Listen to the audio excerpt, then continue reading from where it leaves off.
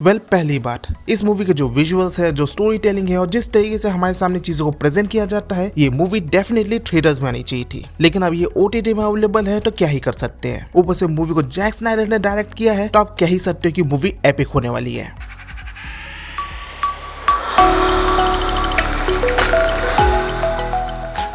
Hey guys, welcome back to my channel और आप देख रहे हैं मोटल प्रिज्म। और आज के वीडियो में बात करेंगे 2023 की रेबल बून मूवी के ऊपर, जो कि नेटफ्लिक्स के ऊपर आई है, जहां पर इसका ओवरऑल रन टाइम 2 घंटे 15 मिनट का है। और ये मूवी आपको हिंदी डब में भी देखने को मिल जाएगी, जहां पर आपको वो साइफाई एडवेंचर वाला एलिमेंट देखने को मिलेगा। तो बात करने के लिए बहुत कुछ है, चलो डिटेल में डिस्कस करते हैं। तो अगर मैं मूवी के कॉन्सेप्ट के ऊपर बात करूं, तो मूवी के अंदर एक साम्राज्य के बारे में बताया जाता है, जैसे मदरलैंड के नाम से बुलाया जाता है, जहां पर मदरलैंड के लोग अलग अलग प्लेनेट में जाते हैं और वहां के प्लेनेट को अपने कब्जे में लेते हैं और वहां के रिसोर्सेस को हटिया लेते हैं। अब ऐसे ही मदरलैंड का एक यूनिट एक छोटे से प्लेनेट में पहुंचता है, जहां पर उस प्लेनेट में रहती है अपनी मूवी की मेन कैरेक्टर कोरा। और आगे जाके सिनेरियो कुछ इस तरीके से बिल्ड होते हैं कि कोरा जो है डिसाइड करती है कि वो मदरलैंड का सामना करेगी, लेकिन ये चीज वो अकेले नहीं कर सकती है, जिसके चलते वो डिसाइड करती है कि वो अलग अलग वॉरियर्स को रिक्रूट करेगी ताकि वो लोग उसके इस मुहिम में ज्वाइन हो सके। और मूवी का ये फर्स्ट पार्ट इसी जर्नी को हमारे सामने प्रेजेंट करता है, जहाँ मूवी के अंदर आपको ऐसे सिनेरियो देखने को मिल जाएंगे जिसका इंस्पिरेशन डिफरेंट मूवी से लिया गया है। जैसे कि यहाँ पर जो प्लेनेट को कॉन्कर करने वाला सिस्टम है, उसे देखकर आपको स्टार वॉर्स और ड्यून मूवी की याद आ जाएगी। फिर उसके अलावा जो कोरा जो है अलग अलग वॉरियर्स को जो रिक्रूट करने वाला सिस्टम है, उसे देखकर मुझे एक्सपेंडेबल मूवी की याद आ गई। और एक ऐसा सिनेरियो दिखाया जाता है जिसमें टैग नाम का बंदा एक ग्रिफिंडोर टाइप के क्रीचर को कंट्रोल करता है। वो तो एग्जैक्ट सीन भाई हैरी पॉटर से लिया गया है, इसमें कोई डाउट नहीं है। और ये सारी चीजें बताकर मैं मूवी की कंप्लेन नहीं कर रहा हूँ, बल्कि ये सारी चीजें मैंने नोटिस की तो वही चीज आपको मैं बता रहा हूँ। और चीजें देखने में बढ़िया लग रही है तो फिर प्रॉब्लम क्या है। इसके अलावा मैं मूवी के एक्शन सीक्वेंस की बात करूं तो यहाँ पर हमें गिन चुन के सिर्फ 5 एक्शन सीक्वेंस देखने को मिलते हैं। जैसे कि पहला था जहाँ पर कोरा जो है मदरलैंड के कुछ सोल्जर से फाइट करती है।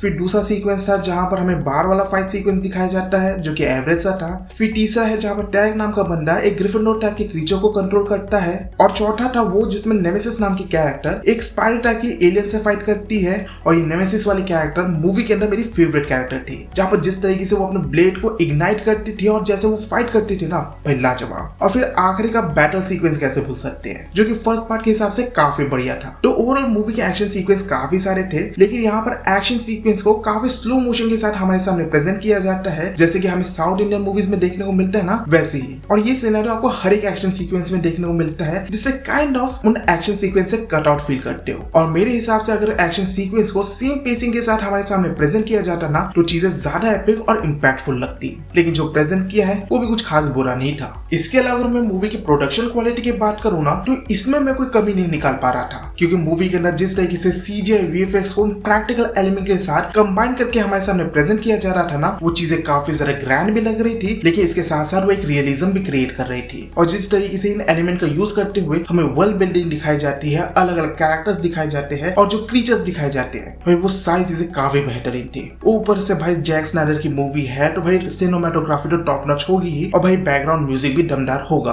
और ओवरऑल इन सारे एलिमेंट्स को लेकर मुझे मूवी में कोई ऐसी कमी लगी ही नहीं। जहां पर आप इस मूवी के किसी भी सीक्वेंस को उठा लो, वो विजुअली काफी ज्यादा ब्यूटीफुल थी। लेकिन अगर मैं इसके अलावा मूवी के कैरेक्टर डेवलपमेंट की बात करूं, तो उस मामले में आप काइंड ऑफ डिसअपॉइंट होंगे, क्योंकि यहाँ पर मूवी के अंदर मोस्टली जो है मूवी के मेन कैरेक्टर कोरा के ऊपर ज्यादा फोकस किया जाता है और उसी की स्टोरी को हमारे सामने ज्यादा प्रेजेंट किया जाता है, जिसके चलते जो बाकी कैरेक्टर्स है वो काइंड ऑफ साइड आउट हो जाते हैं। यहाँ तक कि मूवी में एक रोबोट वाला कैरेक्टर दिखाया जाता है, जहाँ पर स्टार्टिंग में ऐसा लग रहा था कि इसका बहुत इंपॉर्टेंट रोल होने वाला है, लेकिन बाद में उसे ऐसे हटा दिया गया जैसे कि वो एग्जिस्ट ही नहीं करता। हो सकता है सेकंड पार्ट में कुछ दिखा दे, लेकिन फिलहाल तो सिनेरियो कुछ ऐसे ही है। लेकिन इसके अलावा मुझे जो विलन का कैरेक्टर दिखाया गया है मूवी के अंदर, वो काइंड ऑफ अच्छा लगा, क्योंकि अगर आप किसी भी विलन के कैरेक्टर को देखकर अगर आपको गुस्सा और हेट्रेड फील होता है, तो समझ लो वो एक्टर जिसने वो कैरेक्टर को प्ले किया है उसने बढ़िया परफॉर्मेंस दी है। और इस मूवी के साथ भी मैं वो सेम चीज बोल सकता हूँ। तो मूवी को लेकर बस मैं इतना ही बोलूंगा कि इसकी स्टोरी इतनी स्पेशल नहीं है, लेकिन इसका प्रेजेंटेशन वो बहुत तगड़ा है। तो फाइनली अब इस कंक्लूजन में पहुंचते हैं कि क्या आपको ये मूवी देखनी चाहिए कि नहीं, तो उसका सिंपल आंसर होगा